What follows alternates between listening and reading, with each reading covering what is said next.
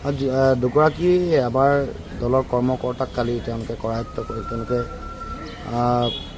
কৰায়ত্ব কৰি থানাত বহুৱাই ৰাখিছিলে। আমি কালি সকলো আহিছিলোঁ আৰু এইটো পোনপটীয়াকৈ তেওঁলোকৰ এটা গুণ্ডাগিৰি ৰাজনীতি আৰু দেখিছোঁ যে আগৰ মন্ত্ৰী বিমল বৰাইও সংবাদ মাধ্যমৰ আগত সাধাৰণ জনগণক খুব প্ৰৰোচিত কৰিছে, উচতনিমূলক মন্তব্য আগবঢ়াইছে। তাৰ ফলশ্ৰুতিতে এনেকুৱা বিভিন্ন ধৰণৰ ঘটনা হোৱাৰ সম্ভাৱনা আছে। ভৱিষ্যতৰ দিনসমূহত কিবা যদি পৰিস্থিতিৰ সৃষ্টি হয় তাৰ কাৰণে জগৰীয়া বিমল বৰা হ'ব, তাৰ কাৰণে জগৰীয়া স্থানীয় বিধায়ক হ'ব। যোৱাকালি এই গোটেই কথাটো আচলতে চৰকাৰী হেঁচাৰ কাৰণে বা তেওঁলোকে অতি ষড়যন্ত্ৰ ৰচনা কৰি যিসকল মানুহ তাত নাছিলে তেওঁলোককে কৰায়ত্ব কৰি নিয়ে। যোন এই ঘটনাৰ কাৰণে দুখী, যোনে আক্ৰমণ কৰিছে, যোনে গাড়ী ভাঙিছে, তেওঁলোক মুকলি আকাশৰ তলত আছে।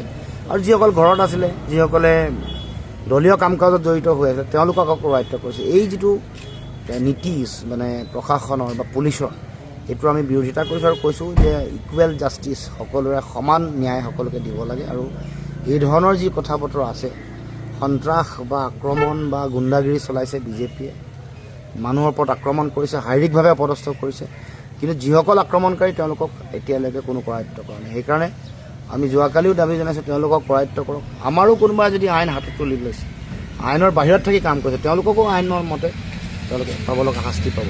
কিন্তু মূল কথাটো হ'ল যে কাৰোবাক খেনুক দেখি ৰন্ধা বঢ়া আৰু খেনুক দেখি দুৱাৰ মৰা নীতি প্ৰশাসনে আৰু পুলিচেও বন্ধ কৰিব লাগিব।